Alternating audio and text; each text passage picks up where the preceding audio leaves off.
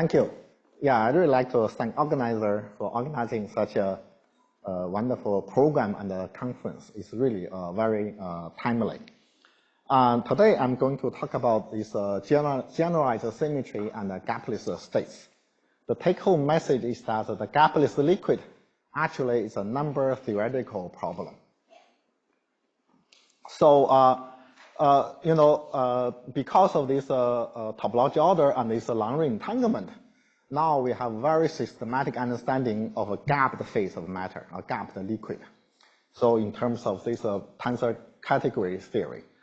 And so recently we just have classified the modular tensor category up to 12 anions, which is basically classified 2 + 1 dimensional gapped liquid phase. So, after this understanding of a gapped phase, so next challenge is a gapless state.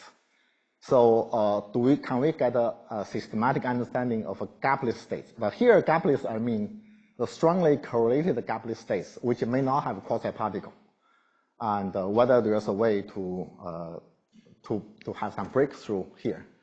One idea is that using the emerging symmetry. We know the gapless states always have an emerging symmetry. And recently we find the emerging symmetry can be group-like, anomalous, higher form, higher group, non-invertible, and algebraic, and all these very rich, a lot of emerging symmetry. So because emerging symmetry became so rich, so it became brave. That is maybe emerging symmetry completely characterizes gapless states. So if that's true, a gapless liquid, I mean, if that's true, we can ignore the quasi-particle, all this field theory. We just study the emergent symmetry. So emergent symmetry carry all the information about the gapless states, like a scaling dimension and all other critical properties. So then this study of a gapless state became algebraic or maybe number theoretical problem of study this emergent symmetry. So now from this point of view, we see that it's very important to have a very general theory which cover all those emergent symmetry in a uniform framework. So certainly this general theory for emergent symmetry or generalized symmetry is not group. It's not even higher group. That's not enough. We need something even more general. And so our attempt to develop a general, so there's many different approach to develop this general theory. And so here I just list the currently known all different approach and some reference here. And so for our approach, actually we start with our approach starts from this study of a gravitational anomaly. So in 2014 and 2015, we want to develop a theory of which classify all the gravitational anomaly. And here we kind of redefine what is a gravitational anomaly, not the one defined by energy theory. So we define gravitational anomaly as the obstruction to put a field theory on lattice. You know, when we have field theory, that means the theory is locally consistent, something nice. But however, this locally consistent field theory may still be wrong.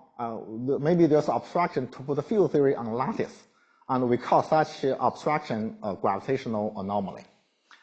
And then we realized that we can always put the field theory on the boundary of a lattice model in one higher dimension. Okay, and so therefore, from this point of view, we find that actually the gravitational anomaly in the field theory corresponds to topology order in one higher dimension. If this one higher dimensional lattice theory have a trivial order, then the theory can be put on the lattice without going to one higher dimension. However, if this bulk lattice model have a non-trivial topology order, that represents obstruction to put the field theory on the lattice in the same dimension, so that's a gravitational anomaly. Okay. So so then we study as an application of a gravitational anomaly. Then we study so-called morphism between quantum field theory. Certainly, this is my my collaborators' motivation. I don't care about the morphism in quantum field theory, but now I realize I should care. The reason is that morphism or homomorphism is a very, very important mathematical concept. It's a map between two objects preserving structures. So actually, maybe this is the most important mathematical concept in mathematics. Everything is some kind of homomorphism. So if you want to understand the quantum field theory, so morphism between quantum field theory should be very important. So physically, how we define the morphism between quantum field theory? So I translate into physical language. This so-called morphism actually, at the moment, we review this as so-called local low energy equivalence. We say two quantum field theory, if they're local low energy equivalent, we say, oh, they are maybe related by morphism. But what we mean by local low energy equivalence? So one idea is that we have quantum field theory, we stuck with some gapped state. Another quantum field theory stuck with another gap state. If after stacking, these two theories become identical, then we say the original two quantum field theory will be local low energy equivalent. So this is just a very rough idea. Then we can make this idea more general. In a sense, we can have an anomalous quantum field theory. That means it's a boundary of a bulk topology order. So this blue region means a topology order. And we have then this boundary have this decomposition. This decomposition means that this stacking of this top boundary and another topology order and the lower boundary, this composite object or composite system is identical to this original system. Means they have same low energy spectrum, same partition function. So if this quantum field theory allow this isomorphic decomposition, and then we say that there is a homomorphism between these two quantum field theories. So this is a very abstract application of a gravitational anomaly. Yes. Can I just ask? So these statements are in the IR. Yes, in the IR. Yeah. So in a sense, so these two quantum field theory we have low energy excitation, but the bulk and the top boundary provide some grounded density, some sector. That's also low energy, but not like quasi-particle like excitation.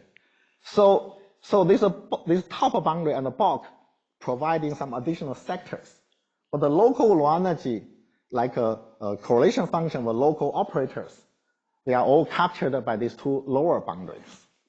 So that is the idea.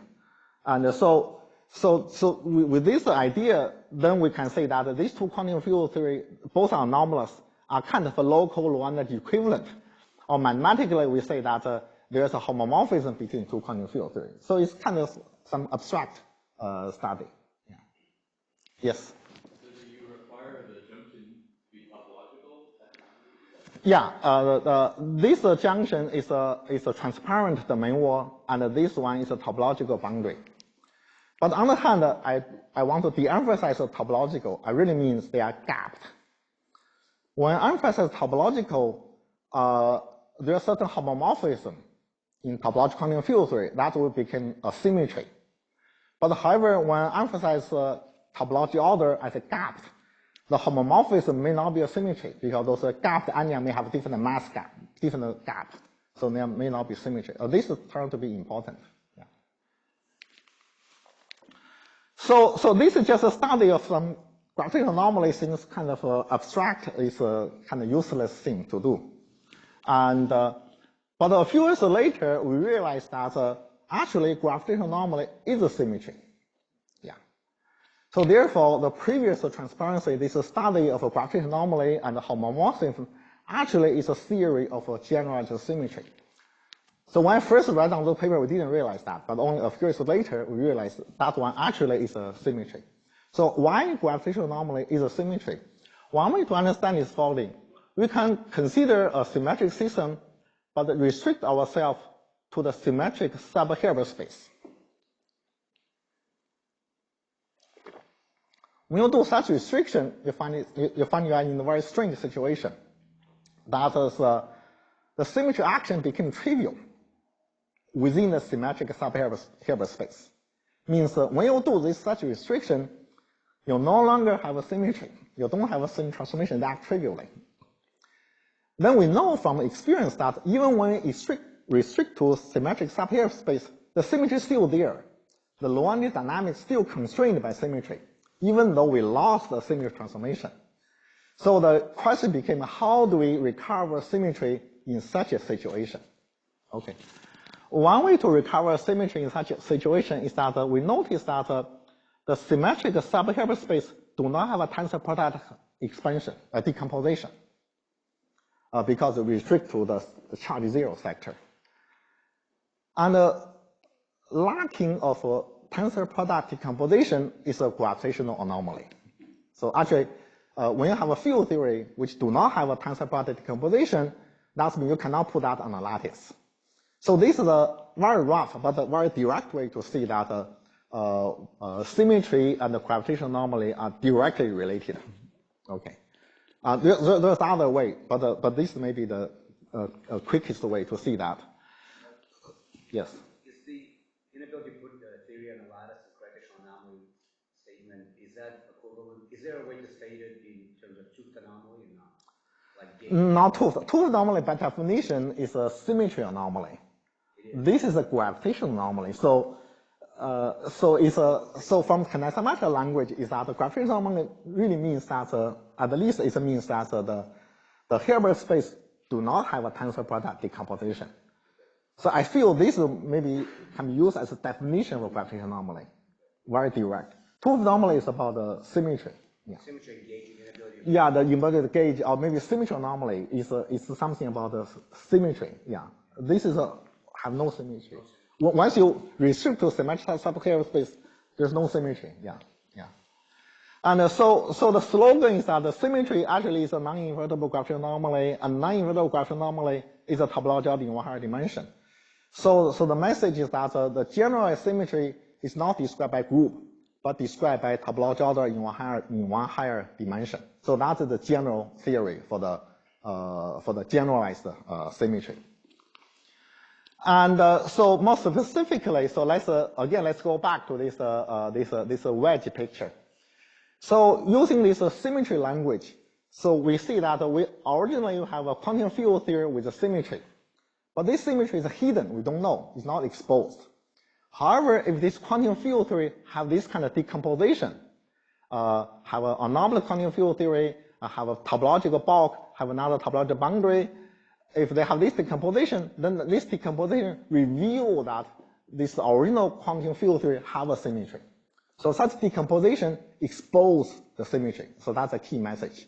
For example, if this quantum field theory have a group-like symmetry, like a G symmetry, then it will admit a decomposition like the bulk is a G gauge theory, and the top boundary is this gauge charge condensed boundary. And so this is a way to expose symmetry in your theory. And that is this point of view is very general. So under this point of view, we don't care about the anomalous symmetry, non-invertible symmetry, higher form symmetry. They're just all these topological symmetry topology order. They all unify together. One don't have to distinguish those anomalies. So actually, after this understanding, I try to not talk about the anomaly. So then we call this bulk topology order is called the symmetry topology order, or SymTO, and this yeah. So this is a picture for the symmetry topology order. Yeah. And so that may sound a little bit abstract. So let's put this data in a more concrete setting, physically. So a system with a symmetry, when restricted to this symmetric subspace, can be exactly simulated by the boundary of the corresponding symmetry topology order. So therefore, whenever you want to study a system with a symmetry, you just find the corresponding symmetry topology order and study their boundary. Certainly, a system with a symmetry is not unique. There's many systems with the same symmetry. But the boundary of topological order also not unique. There's many different boundary. The claim is that there's a one-to-one correspondence between the symmetric system and the boundary of symmetry topological order, such that the low energy spectrum of the two systems are identical. But for symmetric system, when I say low energy spectrum, I mean the spectrum within this symmetric subspace. And so this is exact complete simulation. So using this idea, so we can study any symmetric system, the low energy dynamics, by studying boundary of a symmetry TO. So that's how we use this kind of a holographic picture to study symmetry and to study gapless system. I just want to mention that originally this symmetry TO is called the categorical symmetry. You know, at that time, actually I did a search. There's another similar name called the fusion category symmetry. So I thought the categorical symmetry and the fusion category symmetry is different. So maybe it's okay, no confusion. But unfortunately, it's no. And so the fusion category symmetry was later used by people refer to as a categorical symmetry, which is different. And so this caused a lot of confusion. So we have to change our names. So now we call the symmetry, categorical symmetry, as a symmetry TO or symmetry TFT. Yeah. So so now this the main topic of this talk is that how we use symmetry topological order to determine the gapless or gapped state. You know, that's a main thing. And the idea is that we want to study the boundary of a topological order. And however, the boundary of topological order is described by a partition function, which is not a value, it's a vector value. It has several components. Okay. So actually we have this vector value partition function with many components. And each component actually is labeled by the anion in the bulk. So you have 10 anion in the bulk, the boundary partition function would have 10 components. Okay. And then this boundary partition function and the bulk topology are related by this modular transformation. So under this modular transformation of this tau is a shape of a boundary, a 1+1 dimensional boundary. And under modular transformation, this vector value of the partition function transform using this ST matrix. And the ST matrix is some modular matrix characterizing bulk topology order.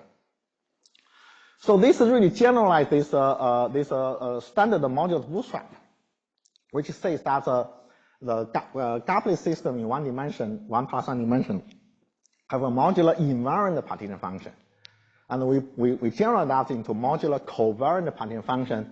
And this modular covariance is determined by this bulk topology order. That's a symmetry input.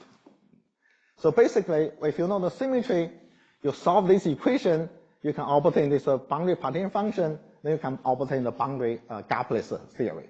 So that's how the symmetry constrain the gapless phase or gapped phase. So basically that's a program. So that's what I refer as a number theoretical problem. Solving this equation actually is a number theoretical problem. So let's give some example. Like for the Z2 symmetry, the bulk topology order is Z2 gauge theory.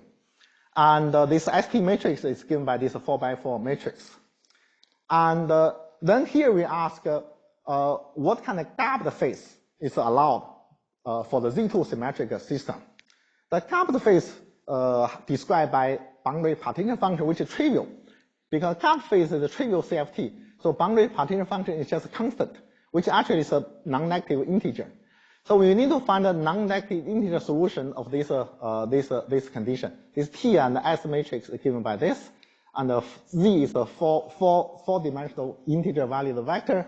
Just finding the solution, then we have these two solutions to satisfy this condition, and one condition corresponds to this E anion condense, because this element is correspond to E anion in the bulk. So if a boundary partition function is not, if this E anion component is non-zero, that means we can create a pair of E anion. So there's E anion in the bulk, and another E anion would condense to the boundary. So even when boundary have E anion, their partition function still non-zero, means still ground state, and that means the boundary can absorb E anion without changing its energy. So this really means the identity anion condense, that's always condensed, but the E anion also condense.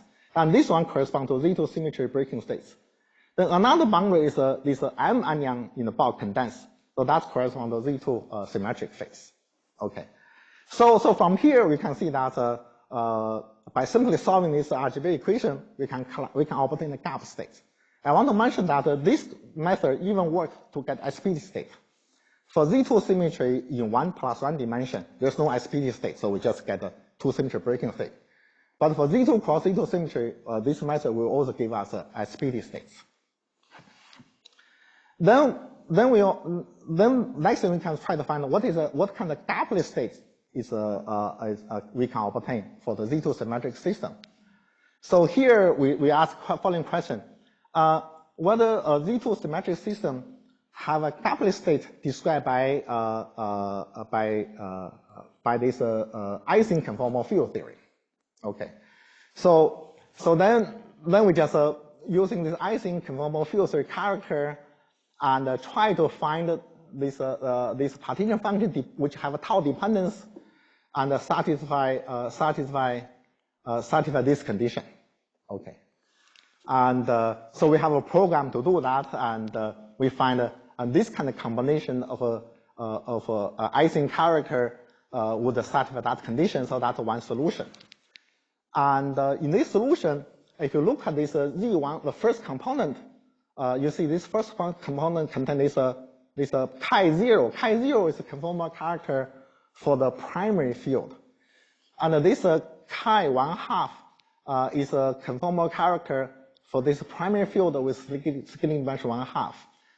So this 0 appear here, that means that's one condensed. This 1/2 appear here, the scaling dimension, total scaling dimension here is a 1. So this one is a relevant operator. So this means there's a symmetric relevant perturbation in this gapless phase. So therefore, this particular gap phase is a gapless phase with relevant perturbation. Yeah.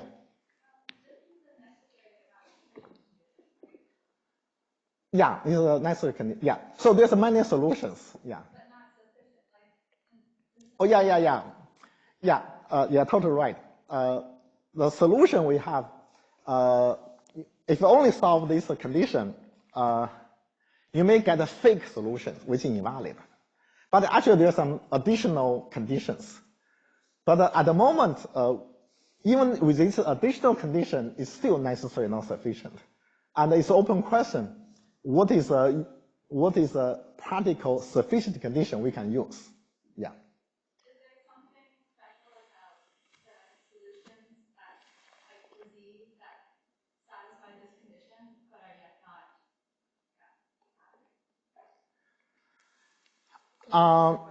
They're just invalid. So can you repeat the question? Yeah, I think the question is that suppose you find a solution of this equation, and later turn out this solution is fake. They actually do not correspond to a valid gap state. That's possible. And I would say they just a fake. And the reason is that this condition is only condition on the torus. We should have a modular mapping class group on the genus 2 Riemann surface, genus 3 Riemann surface. There are similar conditions on those high dimension Riemann surface. So when they're all satisfied, that may be sufficient. Certainly we're not sure, but that may be more sufficient. Yeah. So that's a very good question, but that's open question, open issue. And we really, but at the moment we don't have too much. So this turned to be pretty effective. So, but indeed there's danger we may have fake solutions. Yes. Just a quick follow-up. So finding the algebra, condensable algebra in the bulk, finding the condensable algebra in the bulk, isn't that the solution, or you think? Yeah, it is a solution. So actually this solution have a condensed algebra of 1. So this, maybe let me say. So this actually condensed algebra. So this is just 1 and E condensed, or this 1 M condensed. And when those condense, you break symmetry completely, you get the gap states. Then the transition between these two gap states is given by the overlap of these two condensed algebra, which is identity. So this is so we have a smaller condensed algebra, which do not break CMTO completely. And those kind of smaller condensed algebra give rise to gapless states, unlike this one. So this one happened to be a transition point between these two gap states. So therefore, the relation between condensed algebra tell you the phase diagram. So which is a phase, which is transition, you know. And certainly the solution is very general. It also have this kind of another solution is this 5-4 minimum model, which happen to be a multi-critical point. Yeah. And then we can apply this to the S3 symmetry. For S3 symmetry, the bulk is S3 gauge theory. So CMTO is S3 gauge theory. And to study the gap phase of S3 symmetric spin chain, you just want to find all the maximal condensed algebra which break the CMTO completely. So those are onion labels, 1, A1, A2, that's a 1D representation, 2D representation, those are a flux, and the bound state between charge and the flux, etc. So this 4 corner representing 4 different condensed algebra which break CMTO completely. They give rise to gap states, which correspond to S3 symmetric phase, Z2 symmetric phase, Z3 symmetric phase, and Z1 symmetric phase. Z1 symmetric phase means S3 is completely broken down to Z1 symmetry.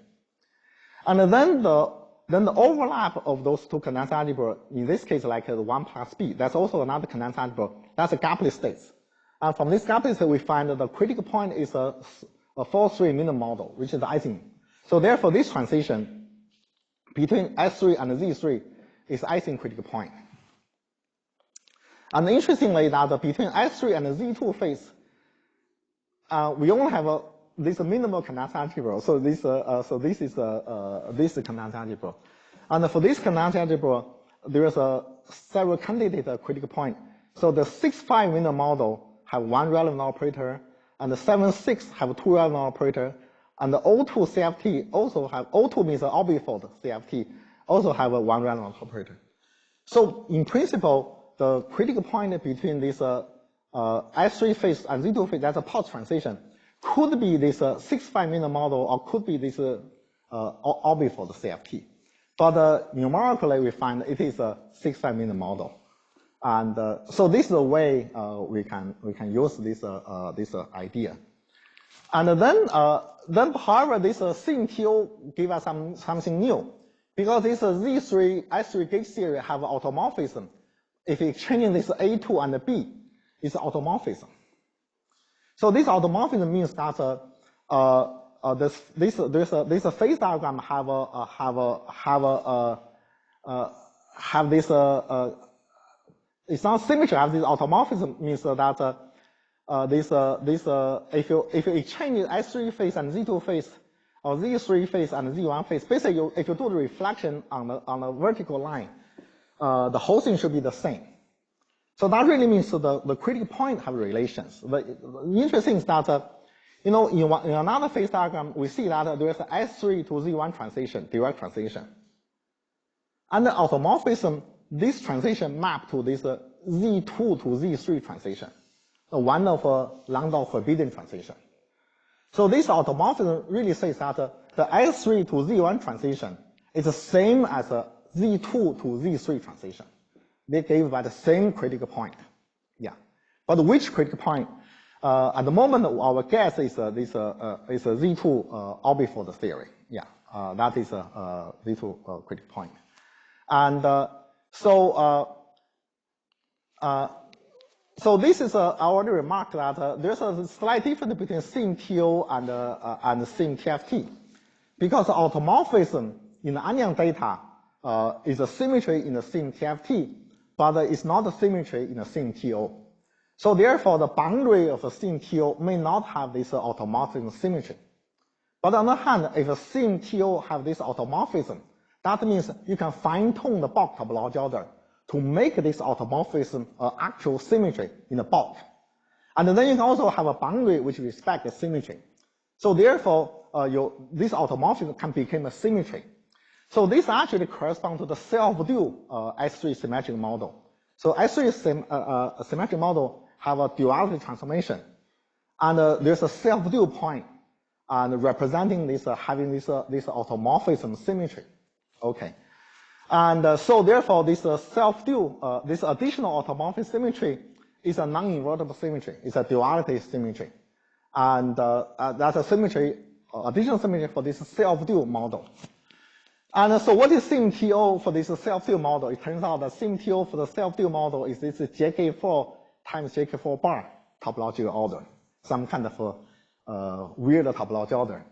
And then from using this condenser algebra, we can study all their gapped phase. So there are only two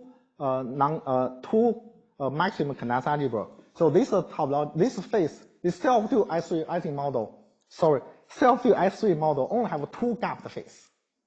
And both gapped phase have a non-trivial ground degeneracy. There's no gapped non-degenerate phase. That means this self-dual, the symmetry in the self-dual S3 model is anomalous. This non-invertible symmetry is anomalous. There's no gapped non-degenerate phase. And there's also those are kind of non-maximum condenser algebra. And especially you find we can obtain the gapless phase. In particular, there's a 6-5 minor model, and they have no relevant operator, so they are gapless phase. So in the self-dual self-dual S3 model have a gapless phase. So this is one phase diagram. So this is one gapless phase with center charge 0.8 for right mover, another 0.8 for right mover. They're same.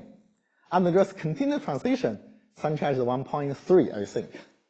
And also there's an incommensurate phase here, and there's a transition. I think this transition probably is equal to 2 transition.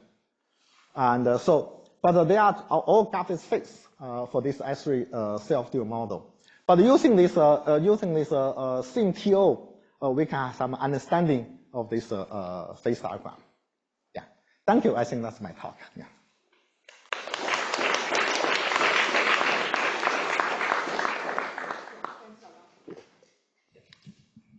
Yeah, I have a couple of questions. So in 1+1D gapless phases, can you describe like non-rational CFTs or something that's, large central charge CFTs? Is that compatible with your framework? Yes. And but also that's a more difficult question. Okay. So far when I talk about SymTO and the symmetry, I mainly concentrate on the finite symmetry. So when we have finite symmetry, the story is much more complete. And when we have a continuous symmetry, then the bulk topological order will have an infinite number of anyons, which happen to be the mathematical theory is not fully developed. Some kind of category theory with infinite number of anyons. Yeah. And it's so we need that to be developed. And so actually for the continuous symmetry, there are difficulties, but I believe things still work. But when we have the non-rational CFT, usually there's a continuous symmetry involved. And but that's also very interesting. That means continuous symmetry have an extra feature there. The story I described is too simple. And but when you have continuous symmetry, there's an additional feature. If you bring that additional feature, maybe you can address your question more satisfactorily. Yeah. I mean, I had in mind CFTs that are, chaotic, that have near maximal chaos, and those, I don't know whether they will fit into this framework. The other question was, suppose I go to 2+1 dimensional gapless phases, how about just a free Fermi surface? Yeah. What is the gravitational anomaly of that? Very good question. You can see when I say the slogan of this talk is a gapless liquid is a number theoretical problem. So that means a liquid. The liquid really means that it's not a Fermi liquid. So Fermi liquid is not liquid. That's a point. So actually, Fermi liquid corresponds to this very particular incommensurable phase because of this 2kF have different values. So it's a much more exotic phase. And so more like a fracton. So at the moment, this kind of framework do not directly apply to fracton or apply to Fermi liquid. So one need another version. Or let me put it this way. If you have this kind of theory, holographic theory, to describe a gapped fracton phase, and that kind of theory would be more suitable to describe a gapless Fermi liquid. So Fermi liquid belong to that kind of a theory. And the theory I described so far is more like an ordinary critical point, like a Dirac point, maybe it's okay. So those are maybe closer to the gapped liquid phase. Yeah. Yeah.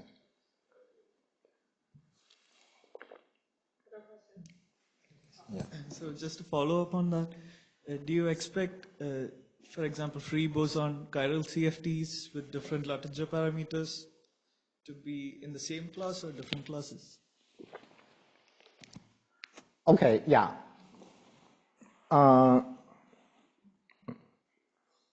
You know, we have chiral CFT, and yeah, that's also a very good question. So maybe let me go back to this a little bit. You can see here we have this something with a symmetry. Okay, then we say they have this kind of decomposition. But notice that this bulk topology order have this gapped boundary.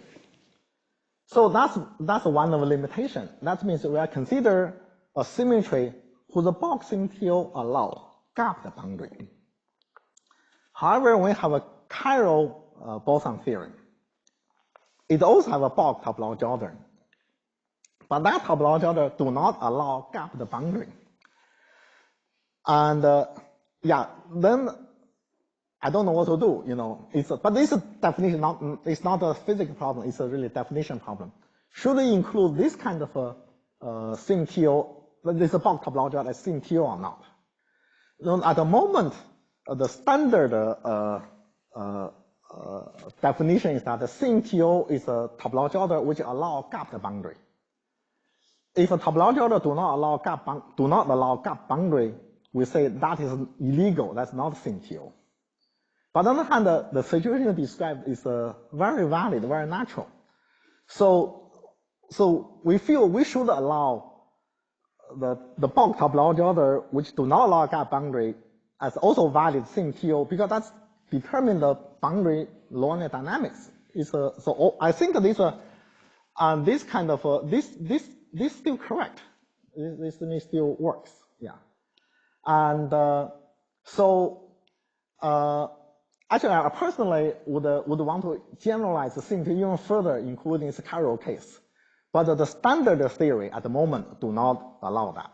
Yeah. Thank you. Other questions?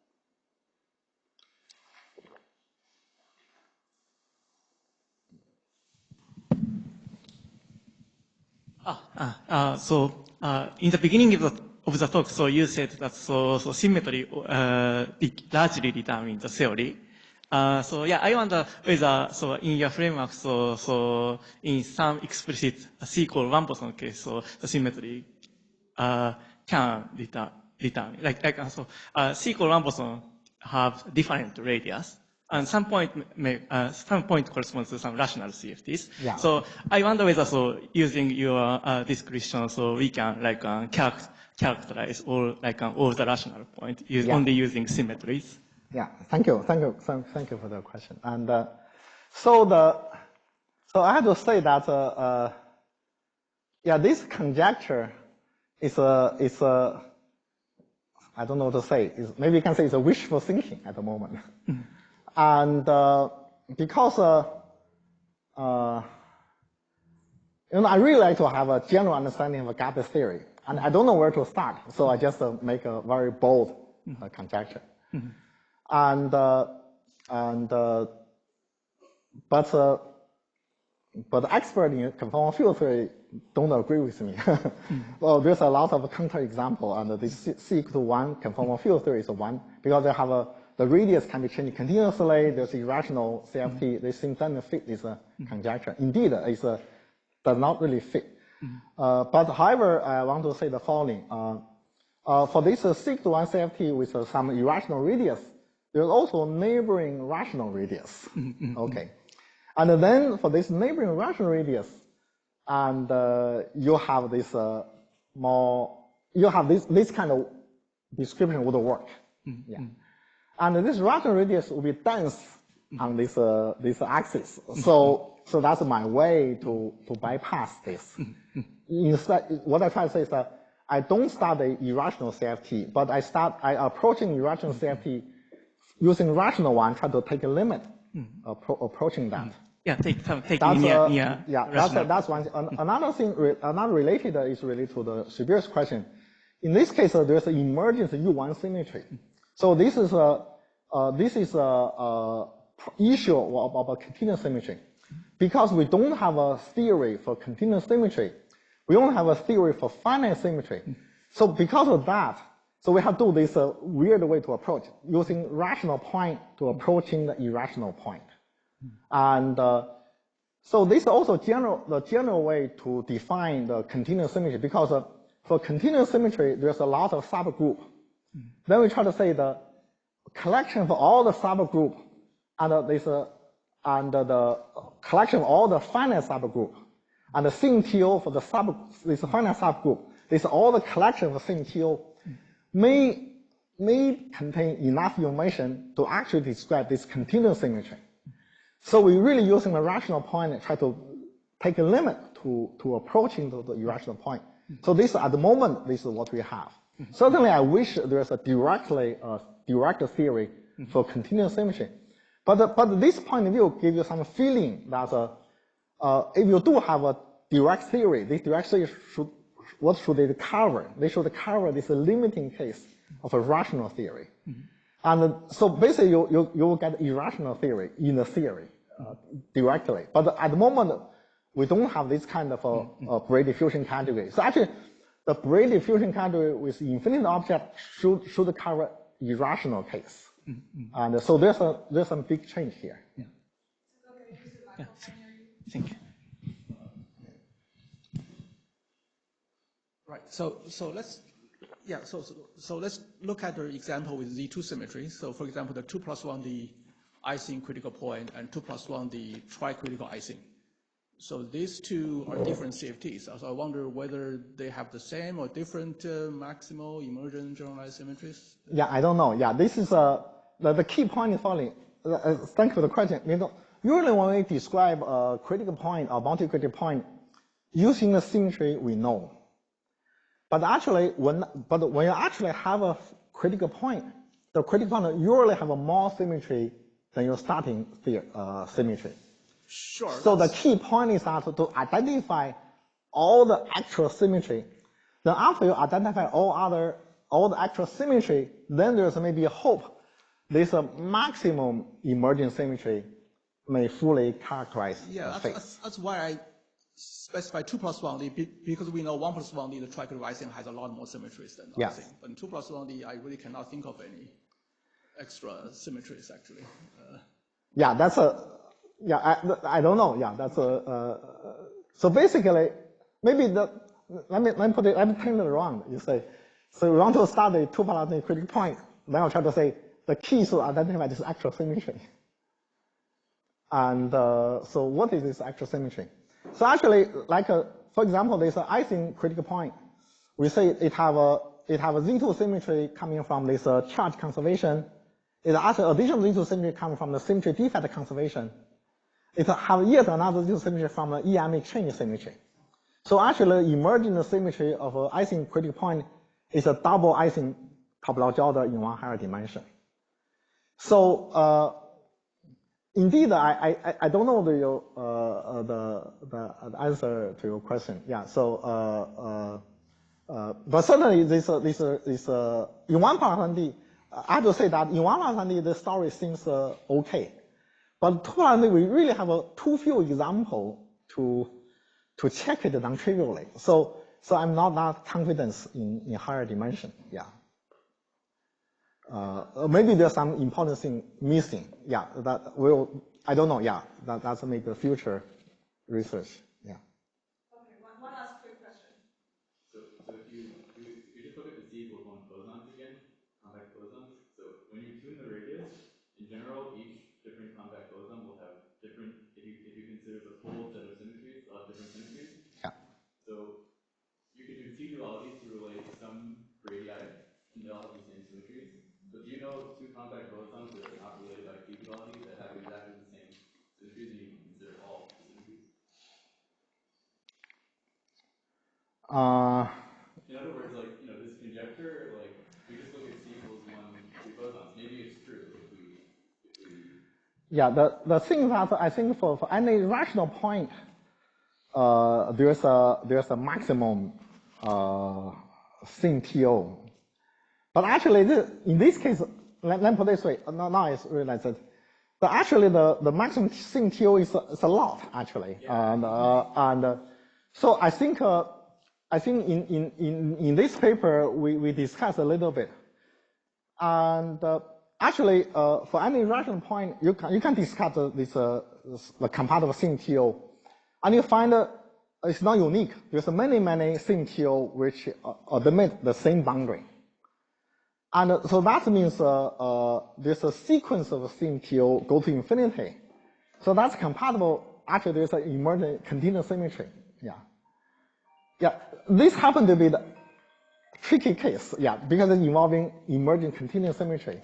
So how to make a story perfect? Yeah, there's still open. Yeah.